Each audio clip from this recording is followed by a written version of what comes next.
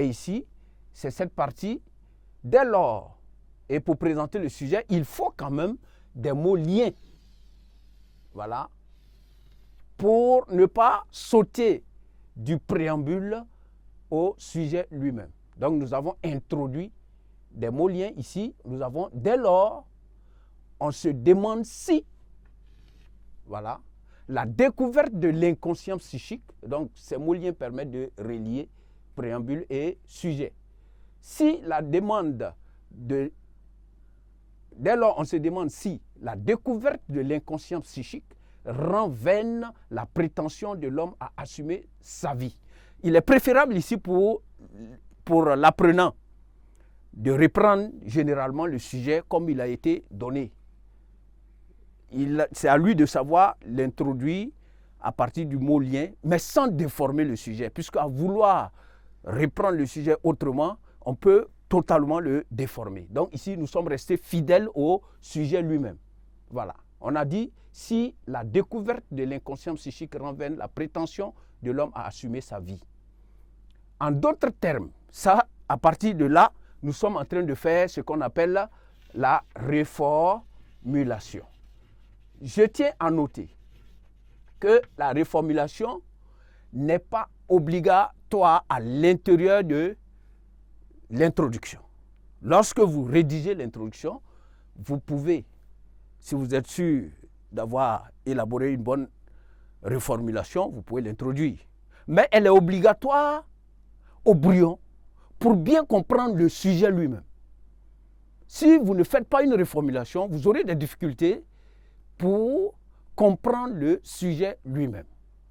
Par conséquent, il est souhaitable que l'apprenant fasse l'effort de reformuler son sujet à partir de ses propres mots. Et ces propres mots seront inspirés aussi des définitions des mots-clés qu'il a pu arrêter. Donc, ici, nous avons la reformulation en d'autres termes. Dès lors qu'on utilise en d'autres termes, nous sommes en train de reformuler, je l'ai dit. En d'autres termes, la responsabilité de l'homme est-elle remise en cause par la thèse de l'inconscient psychique? Le sujet pose le problème de l'impact de l'inconscient psychique sur la responsabilité de l'homme.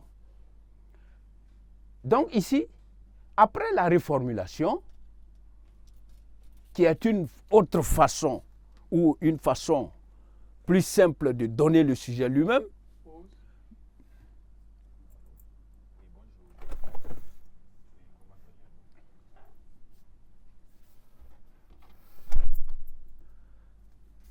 je continue. De donner le sujet lui-même, on continue. De donner le sujet lui-même, nous passons à la position du problème qui est un élément fondamental dans l'introduction et dans la résolution elle-même du sujet de dissertation. Voilà. Donc ici, nous avons le sujet pose le problème de l'impact de l'inconscient psychique sur la responsabilité de l'homme. Il faut noter que la position du problème est obligatoire. Ne pas confondre avec la reformulation qui est facultative ici lorsqu'on rédige. Et il y a une nuance à faire. La reformulation n'est pas le problème. C'est bel et bien différent. Et ici, le problème nous permet de pouvoir savoir la difficulté qui réside dans le sujet lui-même et chercher les probables solutions pour résoudre cette difficulté-là. Et ici, maintenant, après la position du problème, nous enchaînons avec ce qu'on appelle le questionnement. Ainsi, l'homme est-il sous le contrôle de l'inconscient ou, au contraire, doit-il assumer la responsabilité de ses actes? En définitive, l'homme n'a-t-il pas une nature double? D'une part, un côté rationnel sous le contrôle de la conscience et d'autre part, une dimension irrationnelle sous emprise de l'inconscient psychique. Ça, nous avons ici notre questionnement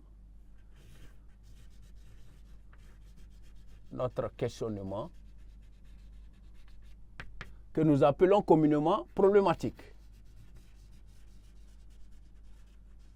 Même si cette appellation suscite souvent des polémiques, au niveau secondaire, nous allons l'accepter ainsi. Donc, cette partie-là, après la position du problème, va consister à poser des questions qui vont nous orienter, qui nous permettront de pouvoir élaborer un bon plan et résoudre notre problème.